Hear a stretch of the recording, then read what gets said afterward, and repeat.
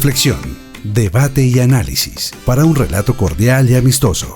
¿En qué está pasando? Programa de coyuntura nacional e internacional, producido por el Instituto de Paz de la Universidad Distrital Francisco José de Caldas y PASUD.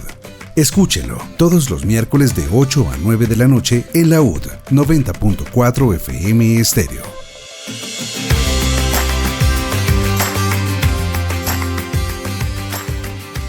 Cordial saludo a todos los que están conectados al programa que está pasando el Instituto de Paz de la Universidad Distrital Francisco José de Caldas. Mi nombre es Sonia Díaz Granados y junto con la investigadora Sandra Marín, coordinadora de la línea de Derechos Humanos y Estudios de Identidad, le damos la bienvenida a este espacio de investigación, de análisis y reflexión que se emite los miércoles de 8 a 9 de la noche por la UD 90.4 FM Estéreo, emisora de nuestra institución educativa. Le recordamos las redes sociales en X, Instagram y Facebook. Estamos como @ipasud, nuestra página web ipasud.udistrital.edu.co y también nos encuentran con nuestra revista científica Ciudad Pasando con Z en X y también en LinkedIn. Hoy a propósito pues del mes del orgullo LGBTI en el programa radial ¿Qué está pasando? De nuestro instituto, queremos abordar este tema desde una perspectiva diferente, más allá de hablar como suele hacerse la persecución, las amenazas, la discriminación, que también lo vamos a tocar. Nos va a interesar preguntarnos cómo están respondiendo las universidades, los colegios, las familias, los educadores, la institucionalidad en general ante las realidades que viven muchos jóvenes LGBTI, qué papel pueden jugar en la construcción de entornos seguros y respetuosos y también transformadores. Le doy paso a Sandra Marín para que nos hable un poco más del tema y presente a los invitados. Sandra, buenas noches. Buenas noches, Sonia. Buenas noches a nuestros invitados. Pues sí, lo que tú vienes diciendo, Sonia, es muy importante para nosotros como Instituto de Paz que se dedica a la investigación y a la actuación frente a temas de diversidad y derechos humanos. Pues hoy queremos hablar de algo que es fundamental para nuestra sociedad, la diversidad sexual. Pues en un mundo donde la heteronormatividad sigue siendo la norma, es importante recordar que la sexualidad es una parte inherente a nuestra identidad y que todas las personas, independientemente de nuestra orientación sexual o nuestra identidad de género, merecemos ser respetadas, incluidas y protegidas. Pero más allá de eso, entonces, ¿qué significa realmente ser diverso en términos sexuales? ¿Cómo podemos crear un entorno más exclusivo y respetuoso para todas las personas, sin importar nuestra orientación sexual o nuestra identidad de género?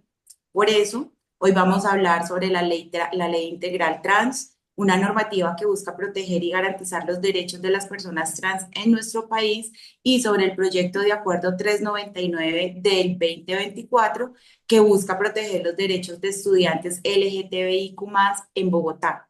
De la mano de nuestros invitados vamos a abordar este tema desde sus experiencias y conocimientos para aprender y pues que crezcamos juntos. Entonces, pues sin más preámbulos, me permito presentar a María Isabel Molina Márquez. María Isabel es politóloga y activista de la comunidad LGTBIQ+, es ensayista y escritora independiente. Su proyecto se llama Abrazos de Mama Gratis. Nació en julio del 2019, cuando ella asistió por primera vez a una marcha del orgullo LGTBIQ+. Desde ese momento, María Isabel supo que quería estar presente en todas aquellas personas que han sentido rechazo solo por ser quienes son. Ella asiste a cada marcha y a cada evento y lleva un cartel que dice Abrazos de Mama Gratis. Refiere que con cada abrazo que da, ella intenta transmitir el amor, la aceptación y el apoyo que muchas veces les han sido negados a las personas diversas. Buenas noches, María Isabel. Bienvenida al programa ¿Qué está pasando? Buenas noches a todos, todas, todes. Para mí es todo me siento un poco emocionada pues al ver esa presentación, porque pues lo que hago es del corazón. Entonces pues encantada de estar acá y encantada de estar en un espacio universitario en donde podemos hablar del corazón, pero también hablar como de esta problemática que hay ante todavía el rechazo de la comunidad LGBTIQ+. Muchas gracias por invitarme. Bienvenidísima, gracias por aceptar nuestra invitación. Bueno, les presento a James Alvarado Camargo. James es estudiante de la licenciatura en física en la Universidad Distrital Francisco José de Caldas. James tiene experiencia en procesos de equidad de género, en reforma universitaria y prevención de violencias. Tiene formación en derechos humanos, en pedagogía de la Comisión de la Verdad, en conflicto armado y formulación de políticas públicas con enfoque diferencial. James ha jugado un papel muy importante en la universidad en todos los avances que hemos tenido en temas de equidad de género y diversidades sexuales. Muy bienvenidísimo, James. Gracias por estar con nosotros. Hola, buenas noches, ¿me escuchan? Bueno, la cuestión es, o sea, me gusta que me digan esto porque muchas personas dicen como que yo no, o sea, yo qué hago en un espacio como hombre, en un espacio de género, ¿no? Entonces, me gusta siempre como presentarme así como activista, como una persona que se ha formado en temas también de conflicto armado, porque me gusta también transversalizar el tema de género en todo lo que hago. Entonces, muchísimas gracias por la invitación, que es un gusto estar con ustedes y con también a la compañera que me enorgullece, la he visto en las marchas. Entonces, me gusta estar con ella y compartir este espacio. Muchas gracias. Gracias por aceptar nuestra invitación, James. Bueno, Sonia, pues entonces te doy paso. Bueno, la idea es también, además pues de esta introducción que hizo Sandra, conocerlos un poco más para todos los que nos están escuchando, nos están viendo a través de las redes sociales. Y quiero empezar esta conversación con María Isabel. Usted, como lo comentaba Sandra, implementa un proyecto muy bonito que se llama Abrazos de Mamá Gratis. Es una mamá orgullosa que lucha porque la homosexualidad y la diversidad de género no sea vergüenza para los padres de familia o que sientan que fueron un fracaso como padres.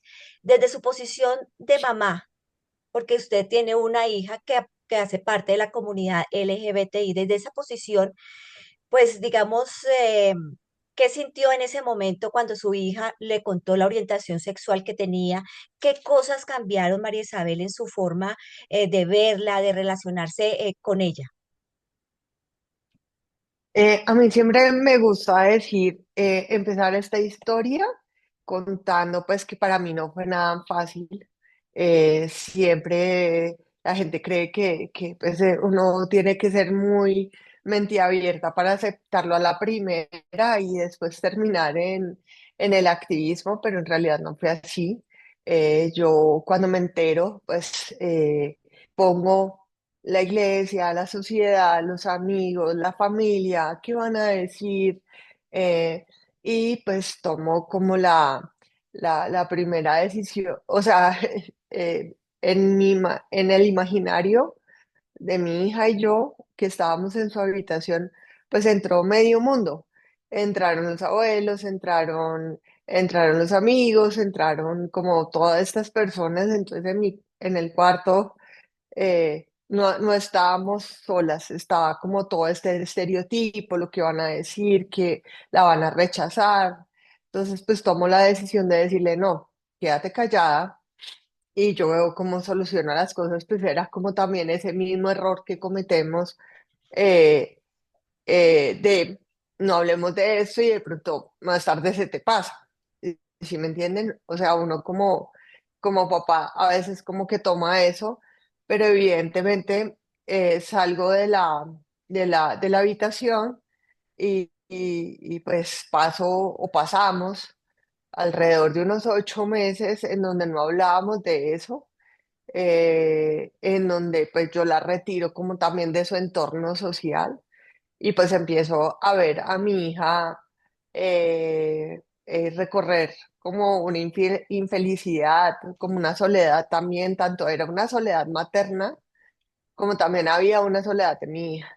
Entonces empiezo a ver que llega llorando al colegio, empiezo a ver que ya no es la misma niña, empiezo a ver que también mi hogar en esa época eh, empieza a haber un silencio eh, abrumador, ya no era la familia que hablaba pues en desayunando o compartiendo unas películas un domingo, sino que ya éramos como muchos extraños conviviendo en una casa.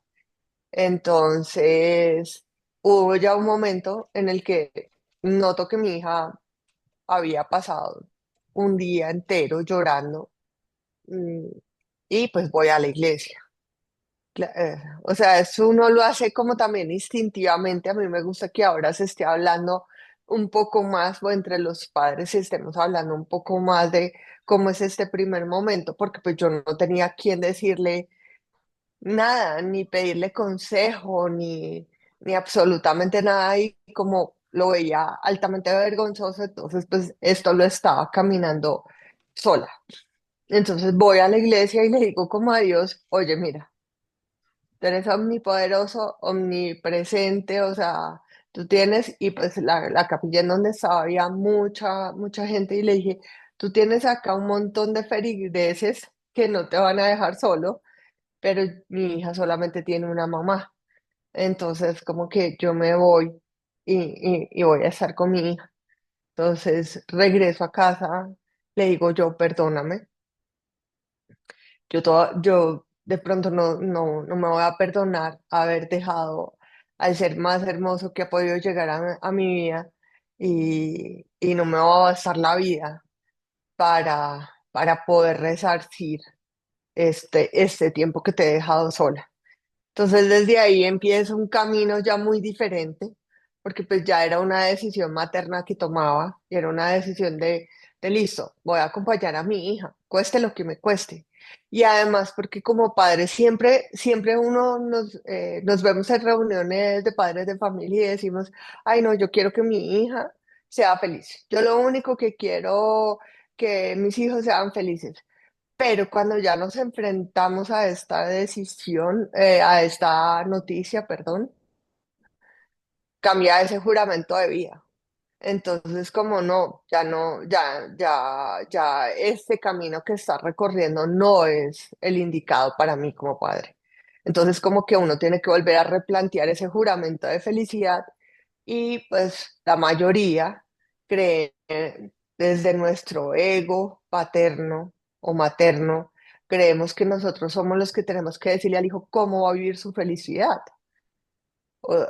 Y si la homosexualidad no es para nosotros un caminar legal, pues legítimo, pues entonces lo que hacemos es como desplazamos a nuestros hijos por encima o sea, los ponemos por debajo de nuestro ego materno, paterno. Entonces, pues así fue. Ya en el 2000 yo ya empiezo un caminar muy bonito con mi hija, porque ya me convierto como en su confidente, como ella contándome. Yo saco a mi hija también del país un tiempo, porque yo decía, yo no quiero que nadie se vaya a meter con ella.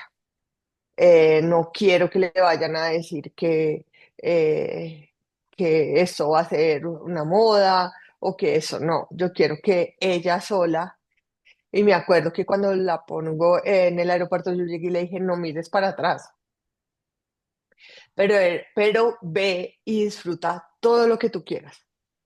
Anda y busca quién eres tú. Y pues era muy bonito, porque entonces ella me empieza a contar ya toda su exploración, que estuvo con una chica, que estuvo con un chico. Entonces era como muy bonito ya ese tiempo, y ya empezamos las dos como a disfrutar también ese caminar. Ya en el 2019 yo veo una foto de una mamá eh, con un cartel. Y entonces ahí dije yo, no, esta es mi forma de decirle al mundo que voy a estar con mi hija, y no solamente con mi hija, sino que voy a estar con toda la comunidad. Yo no tenía mayores expectativas, no sabía lo que iba a pasar ahí, o sea, solamente iba con mi corazón y ya, o sea, a marchar. Pero oh, sorpresa, que las personas iban que iban viendo el cartel me iban pidiendo un abrazo. Entonces fue algo muy hermoso lo que yo viví, que yo ahí hago un juramento de vida, y es a partir de ahora, en todas las marchas del orgullo, voy a salir a dar abrazos de mamá gratis. Y porque uno ve la orfandad, ¿no? Uno ve como estas injusticias que también eh, tomamos como padres, que también tomamos como amigos, tomamos como sociedad, de discriminar, de justificar también esa discriminación desde la ignorancia, al no entender que esto también es una forma de vivir la vida. Ujú. Sí, la discriminación desafortunadamente desde los más allegados, desde la familia, desde los padres, desde los mismos hermanos. Muchas familias que tienen hijos se preguntan, oye, ¿y qué pasa si mi hijo me sale gay? Cuando no debería existir esa pregunta, debemos normalizar este tipo de cosas porque realmente pues si nace gay, pues nace gay, es bonito que dé amor, no que dé odio. Entonces es muy importante también como resaltar ese tipo de cosas. Nos escandalizamos pero no vemos como realmente lo que puede ofrecer nuestro hijo o nuestra hija al mundo con amor. A mí me gustaría hacerle la misma pregunta a James Alvarado. ¿Cómo ha sido su proceso, James, el de su familia, para entender su orientación sexual? Bueno, pues en mi familia sí ha sido un poco también difícil, en el sentido en que mi familia ha sido, o sea, siempre ha sido como muy católica, sí, y muy conservadora. De hecho, mi abuela y mi abuelo, pues, estuvieron en el Partido Conservador Colombiano y pues como que esto ha conllevado que mi vida ha sido, o sea, como que ha sido una constante lucha, ¿sí? Pues por parte de mi mamá y mi papá, pues mi papá murió sabiendo que yo no era gay, ¿sí? Mi, mi, mi mamá se enteró cuando yo tenía que 16 años, eso fue en el colegio y era porque pues, estaba saliendo con una pareja en ese momento.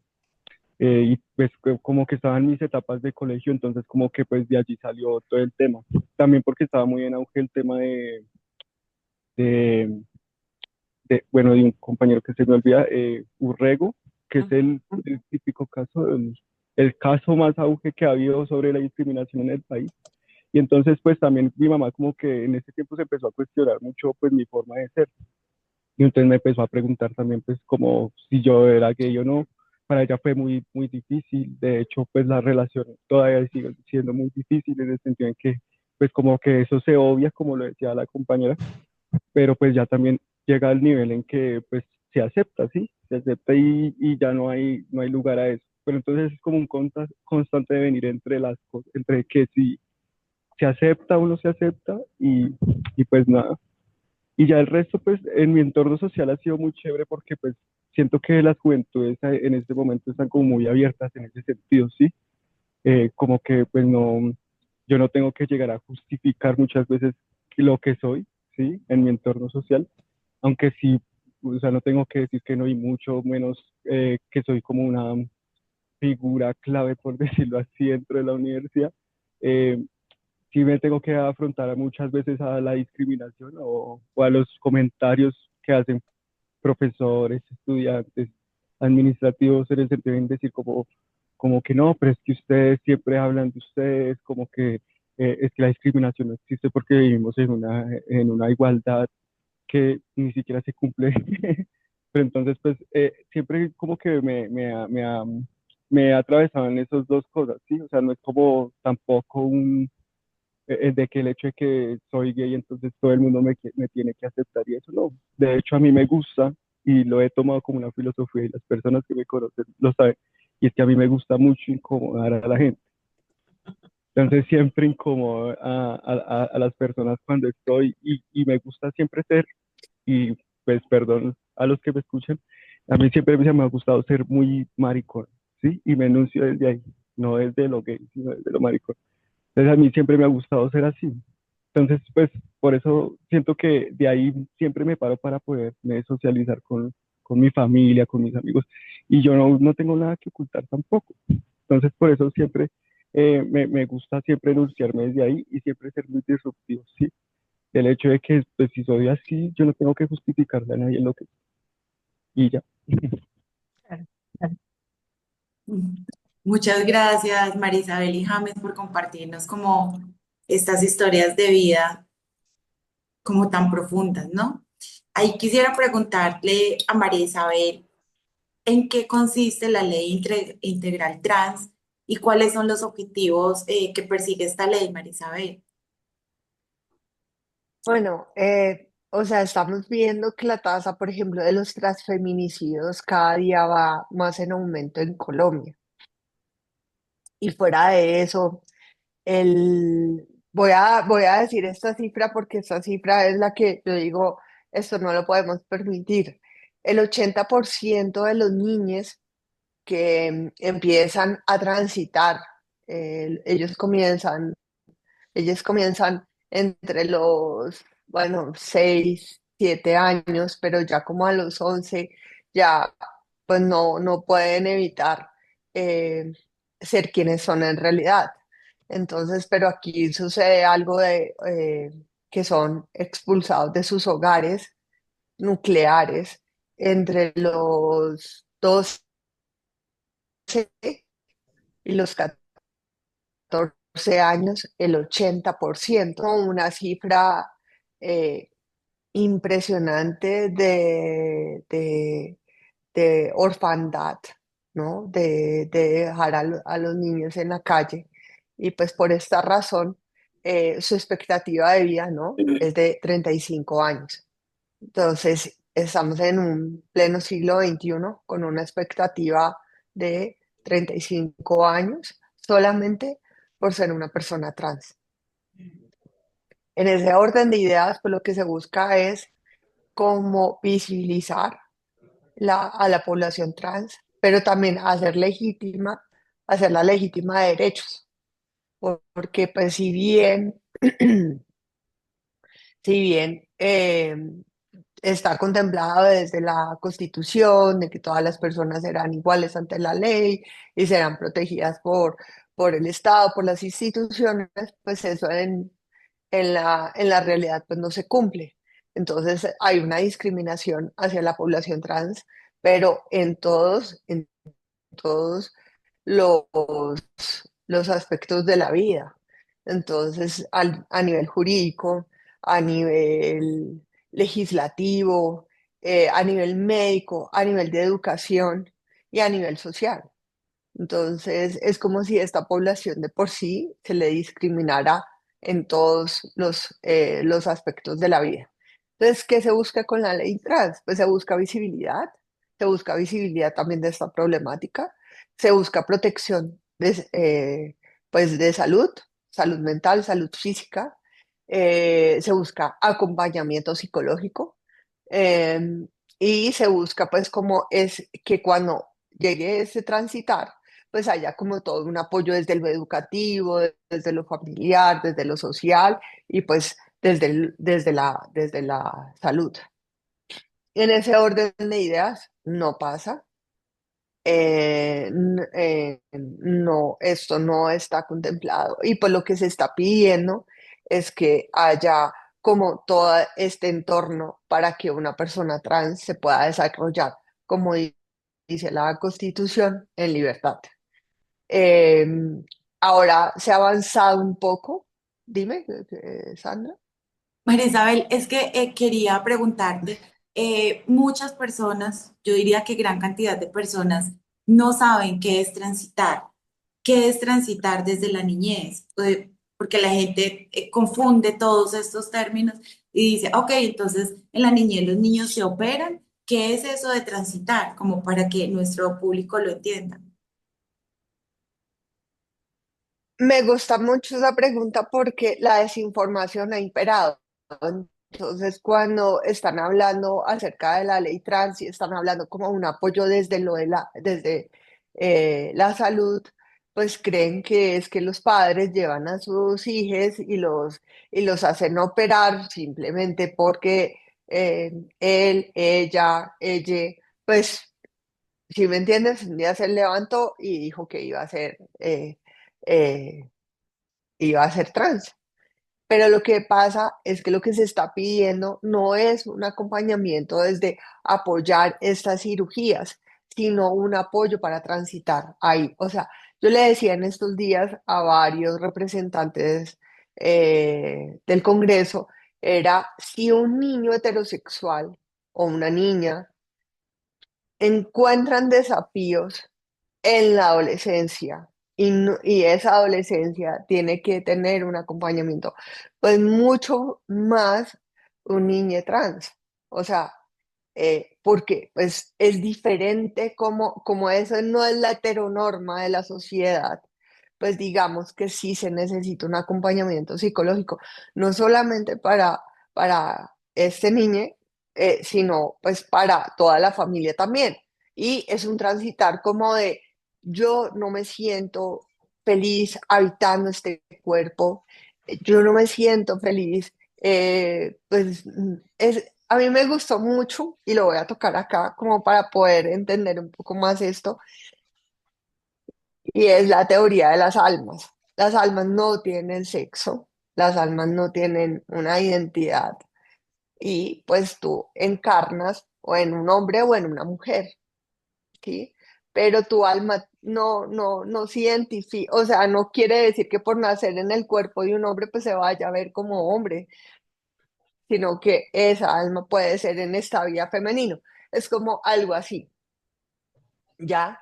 Entonces, ese transitar, pues necesita un acompañamiento desde el colegio, desde la familia, y contar como ese apoyo, ¿sí me entiendes? Ese apoyo social, ese de decirle, esto está bien, no pasa nada, en realidad deberíamos de amarnos es como almas, más no como por lo que vinimos, por el frasquito en el que vinimos.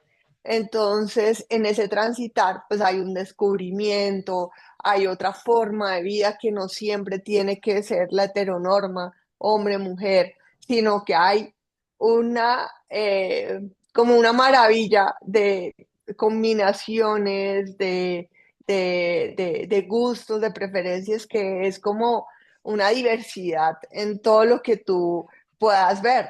Entonces, eso para mí es como ese transitar, pero ese transitar depende evidentemente, de toda una sociedad, muchísimo más desde los padres, porque como bien es cierto, y eso lo digo yo mucho, uno no tiene 9 meses en la barriga a una personita y dice, ay, qué rico que seas homosexual, ay, qué rico que seas lesbiana o qué rico que seas trans, no, uno siempre viene acá y uno dice, ay, que seas niño y que te cases y que tengas hijos y que no sé qué. Y cuando tienes una niña que rico, tal cosa, y te voy a vestir de rosadito, tal cosa, pero cuando en realidad traes al mundo a un ser, deberías de respetarlo por lo que él quiere hacer, ¿sí? Y en esta exploración hay una cantidad inverosímil, infinita de combinaciones para lo que tú vas a hacer, porque los seres humanos no vamos a ser iguales, como en la inmensidad de lo que somos. Antes de la pregunta que Sandra Nos, perdóname, María Isabel, antes de la pregunta que Sandra le vaya a hacer a James, estábamos hablando del tema legislativo, de las leyes, María Isabel, y yo quisiera que poner en contexto a nuestros oyentes y a los que nos siguen en redes sociales sobre cómo ha sido ese proceso legislativo, cómo el Congreso, los legisladores han asumido, ¿sí? Sacar adelante una ley como la ley trans. Han habido otras discusiones de otras leyes que tienen que ver con la comunidad LGBTI, porque, por ejemplo, hablamos ahorita de la ley de identidad de género o ley trans, ¿sí? Que ahora está como más reforzada a raíz de esa situación tan lamentable que pasó Sandra Mileri. Pero ha habido otra ley porque estábamos hablando también cuando pasó lo de Sergio Urrego, de una ley Sergio Urrego. ¿Sí? Y hay ahorita hay un acuerdo que más adelante vamos a hablar acá en Bogotá, el acuerdo el que pasó el año pasado, no sé cómo está ese acuerdo en este momento para los estudiantes LGBTI. Entonces hablemos un poco de eso para poner en contexto tanto Marisabel como James en cómo estamos en materia legislativa en ese sentido, así rápidamente. para James, Dale, María ¿cierto? Isabel, y continuamos con James. En realidad, eh, lo que ahora se está buscando es, por ejemplo, el apoyo a la comunidad trans. O sea, las anteriores están más encaminadas como en la protección de los derechos de la población LGBTI. Si no, le pido a James que aquí me apoye. Sí, estoy cometiendo, o sea, antes era como en la identidad, en los derechos, pero no más. Este acá necesita es un enfoque diferencial solamente de la comunidad trans. ¿Por qué? Porque se necesita todo un sistema diferente al de pues, una identidad. Se necesita como un acompañamiento médico, que es más que todo, se necesita un acompañamiento educativo y se necesita un acompañamiento familiar diferencial, solamente para la comunidad. Pues, o sea, estamos viviendo, por ejemplo, en una cuestión del deporte, de los baños. Entonces son como todas esas cosas que tenemos que como sociedad empezar a tener en cuenta, porque de eso se trata pues como el acompañamiento a la población trans específicamente. Entonces, se necesita un enfoque más específico, más especializado y que pueda dar como la protección en esa calidad a todas las personas.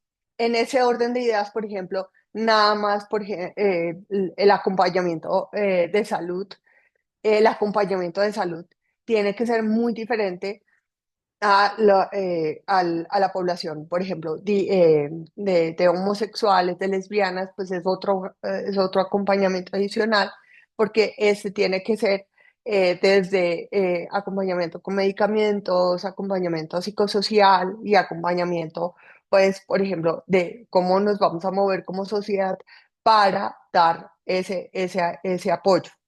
En ese orden de ideas es como la primera vez que se está hablando de un enfoque ya mucho más eh, específico. Entonces, como que aquí no está ni el enfoque, por ejemplo, de género, sino que es un enfoque diferencial.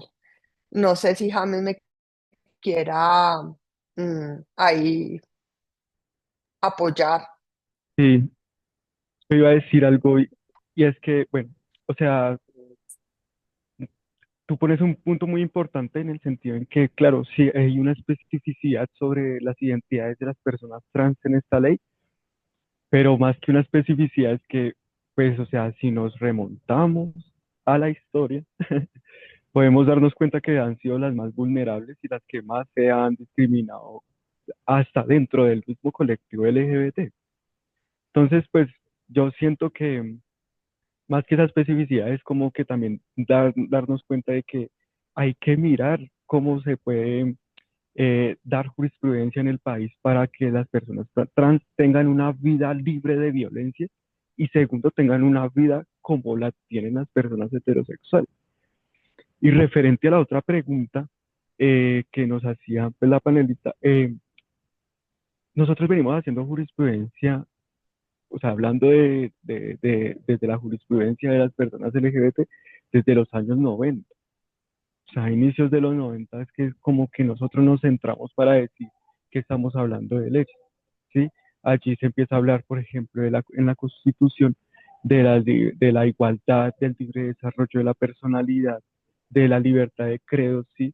O sea, antes empezamos a hablar, tenemos unas perspectivas desde los derechos liberales de poder tener ese desarrollo identitario también, pero pues también un desarrollo de vida, ¿sí?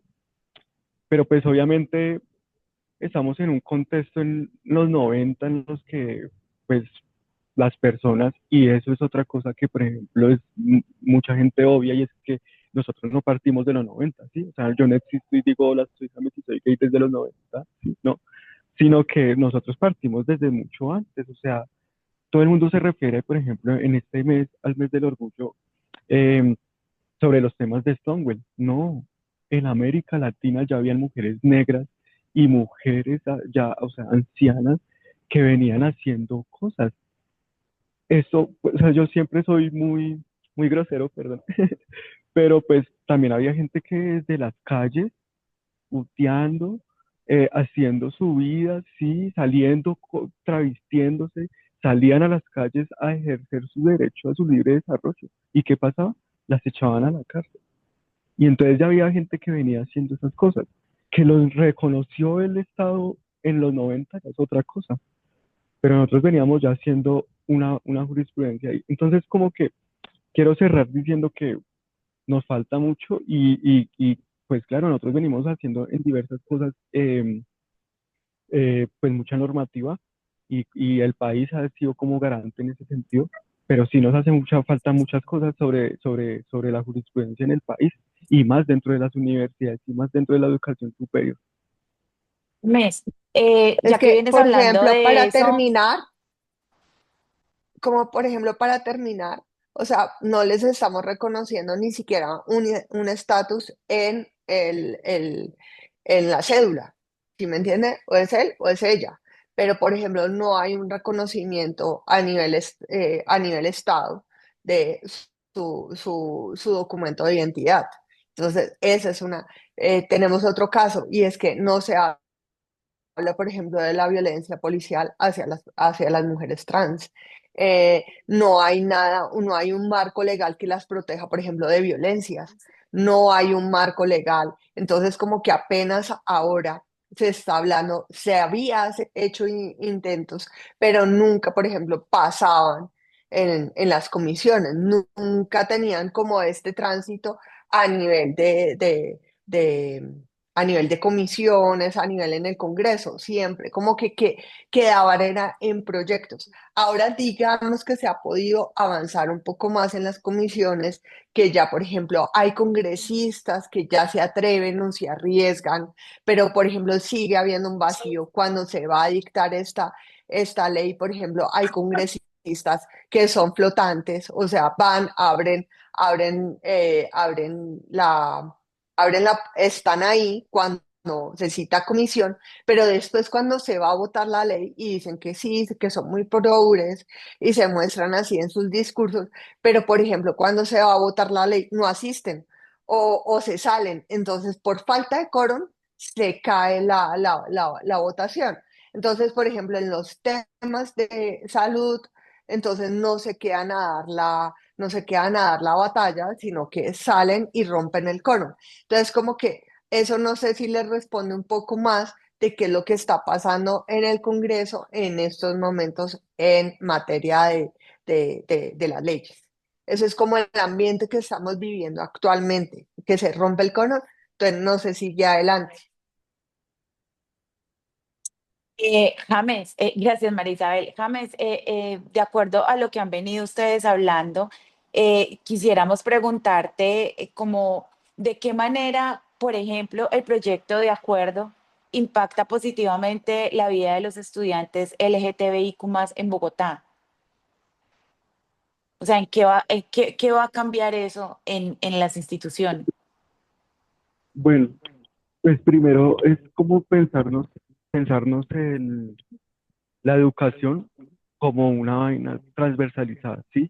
Y es que, o sea, el mero hecho de que se garantice ¿cómo decir? El acceso a la educación superior de las personas LGBT abre primero una cuestión y es que se va a romper esa brecha, ¿sí? Porque somos muy pocas las personas que tenemos ese privilegio de ingresar a la universidad. Y es que eso es un hecho, o sea, el hecho de que alguien esté en la universidad es un privilegio y más para las personas LGBT que estamos dentro de la universidad, ¿sí? Eso abriría primero eso. Segundo, abriría una investigación enorme en todos los campos disciplinares, ¿sí? O sea, porque, por ejemplo, alguien que estudie ciencias naturales va a poder investigar sobre las ciencias naturales con un enfoque en biodiversidad o en diversidad, eh, pues propiamente dicho, ¿no? Pero también va a surgir en los estudios sociales, que es lo que ha tratado también de jugarle la universidad distrital, ¿no?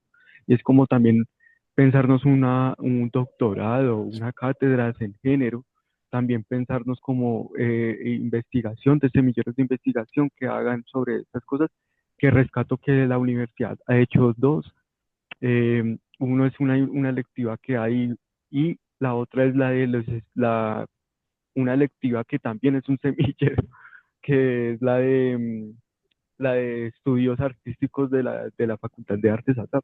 Entonces eso abriría también un espectro enorme. Imagínense si ese es el impacto que tiene en esta universidad, imagínense a nivel, pues primero distrital y después nacional, ¿no? O sea, daría también una investigación a también cómo nosotros poder hacer desde nuestras identidades y de nuestras subjetividades, poder también a empezar a hacer investigación, ¿sí? Y aportarle también a esta ciudad, pues como es decirles, miren, nosotros también estamos aquí, también investigamos, también somos personas que estamos involucradas dentro de esta sociedad y queremos un progreso también, pero que nos incluyan también dentro de estas perspectivas, ¿sí?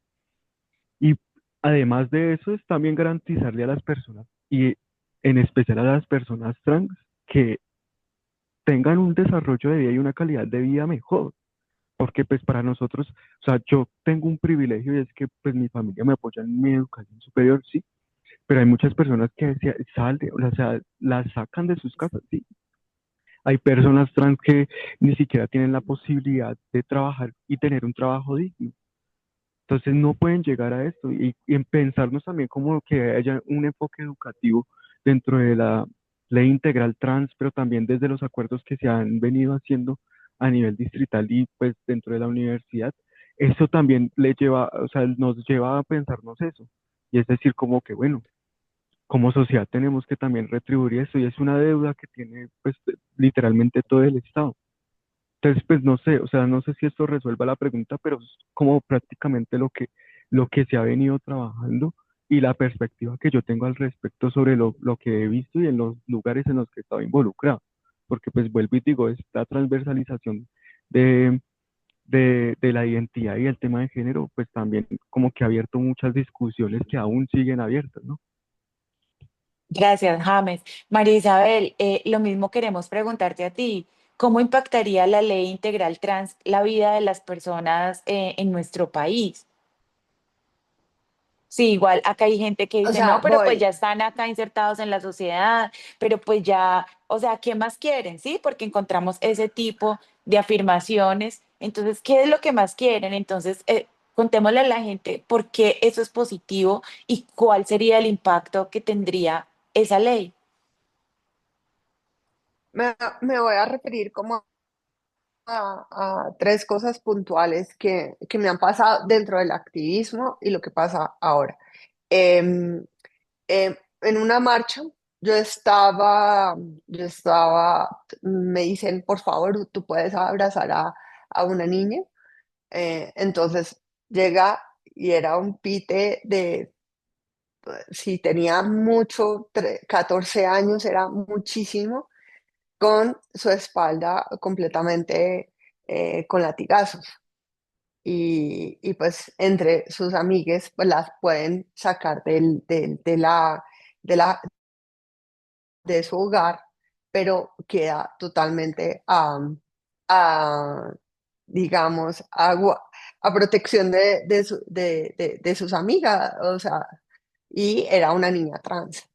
Me dicen pues que a ella la golpeaban sistemáticamente en su casa. Entonces, por ejemplo, en estos momentos no hay un marco que a esa niña la proteja. No la protegen ni de su sistema, ni de su entorno familiar, ni tampoco del social. Entonces, por ejemplo, no hay en estos momentos un marco legislativo como tal para una defensa. Entonces, es tan incierto que ella o pueda tener que estar en su hogar con un reconocimiento masculino, más no como el reconocimiento que ella debe tener. ¿Sí me entiendes? Entonces, por ejemplo, ese es un primer ejemplo. Un segundo ejemplo, cuando las mujeres o los hombres trans piden apoyo psicológico, la entidad no está obligada como a darlo. Entonces, lo que pasa es cuando pide un acompañamiento psicológico, pues lo que le dicen en psicología es, pues, o sea, siga siendo un hombre o siga siendo una mujer, pero traicione, por ejemplo, lo que ya esa identidad psicológica está pidiendo. Entonces, como que te vuelven y te revictimizan, así sea dentro del sistema de salud mental, ¿sí? Porque no hay dentro de los psicólogos, todavía no hay una educación en enfoque diferencial que te pueda brindar un acompañamiento cuando tú más lo estás pidiendo. Entonces, no hay eso.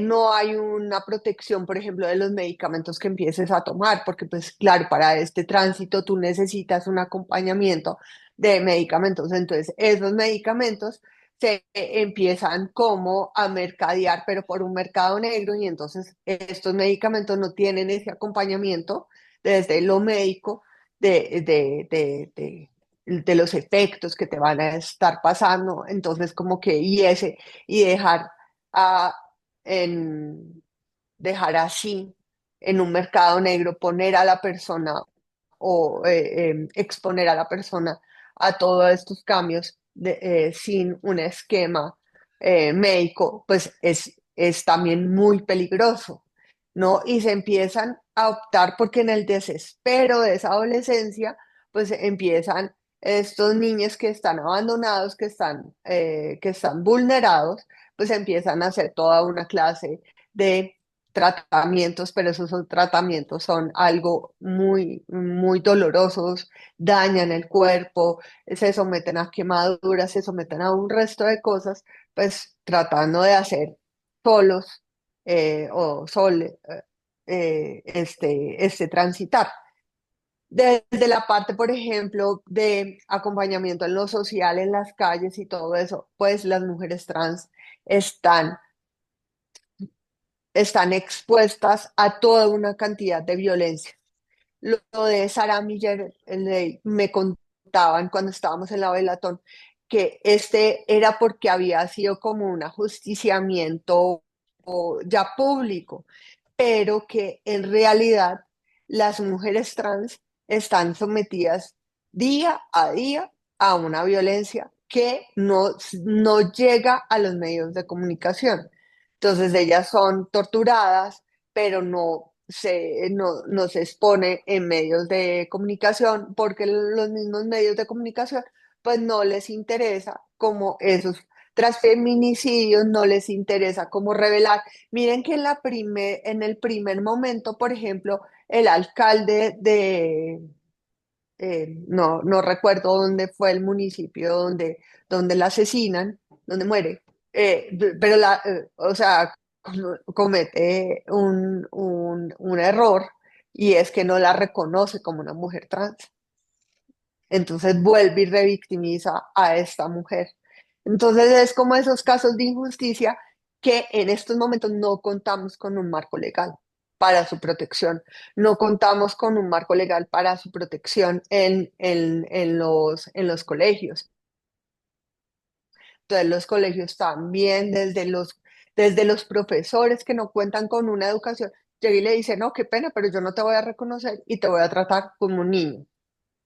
Entonces, como que hay también desde esa primera acción de que el profesor tampoco te tiene en cuenta, tampoco te reconoce como mujer trans, ya ahí empieza como un ciclo de violencia. Entonces, las personas trans desde los 12 11 años están, están expuestas a un ciclo sistemático de violencia, desde el hogar, el colegio, hasta la policía. Esta transgresión, por ejemplo, hay miles de transgresiones policiales que no cuentan con un marco legal para la protección de las personas trans.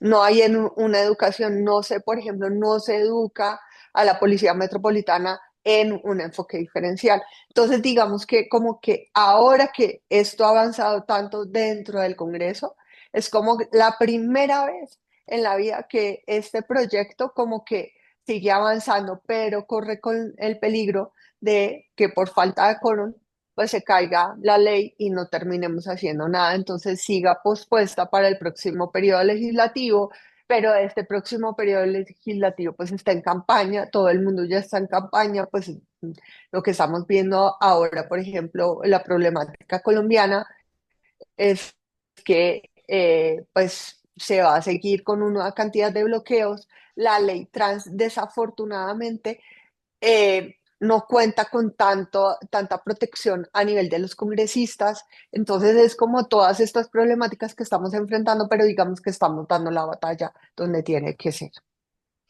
Bueno, ya para terminar, nos queda muy corto tiempo. James, yo quisiera que desde su posición en la Universidad Distrital como estudiante, también como activista, ¿cómo ve que la universidad está asumiendo este tema de inclusión a la comunidad LGBT y a los estudiantes de nuestra Universidad Distrital que pertenecen a esta comunidad? ¿Qué se debe hacer y qué tanto obviamente ustedes como estudiantes o usted como estudiante está alzando la mano para decir esto hay que cambiarlo? No, pues, o sea, yo en los espacios en los que he estado, y de hecho esto me ha generado muchos problemas, eh, pues me he dado cuenta que la universidad pues tiene una política de género que reconoce a las personas LGBT, sí, tiene un protocolo también, pero el mero hecho, como lo decía Jorge Peñuela, que es un compañero de lucha también y profesor de esta universidad, también dice, es que lo que se enuncia no se, sí, no se hace, sí. O sea, la gente enuncia las cosas y se escribe en el papel y nosotros pues podemos estar mucho en el papel y podemos decir, bueno, hay una garantía de derechos dentro de la política de género dentro de la universidad, pero en las aulas eso no se ve. O sea, en las aulas sigue pasando lo que dice la compañera y es que le llaman por el nombre jurídico a una persona que está haciendo su tránsito, ¿sí? Le, no se le reconoce esa identidad. Los profesores son muy machistas también en ese sentido, entonces siguen reproduciendo unas violencias dentro de la universidad, pues que generan una segregación muy, muy, muy compleja dentro de la universidad. Pero aparte de eso, la universidad no se ha pensado, por ejemplo, en la discusión nacional, ¿sí? O sea, en el sentido de decir, tenemos que hacer unos cupos diferenciales, que es una lucha en la que hemos estado con ciertas compañeras dentro de la universidad, y es que hayan unos cupos especiales para personas trans que les garantice el derecho al acceso a la educación superior, pero que también esa permanencia dentro de la universidad sea continua. También yo me he dado cuenta, pues para como ir viendo rápido, y es que dentro de la universidad hay discriminación y se ha vivido, y yo la he vivido también dentro de la universidad. De hecho, este semestre me ha ocurrido bastante. Y pues no hay como una jurisprudencia tampoco y unas rutas claras para poder decirle a la gente, mire, hay una seguridad sobre este sentido, ¿sí? Porque el protocolo es muy, muy básico, ¿sí? Y no cubre tampoco como estos hechos de discriminación. Muchas veces se tratan como unas denuncias de derechos humanos, que no tienen nada que ver, ¿sí? O sea, pues a los abogados se entienden, ¿sí? Pero pues para nosotros no, porque para nosotros es una violencia, ¿sí? O sea, yo lo entiendo como una violencia.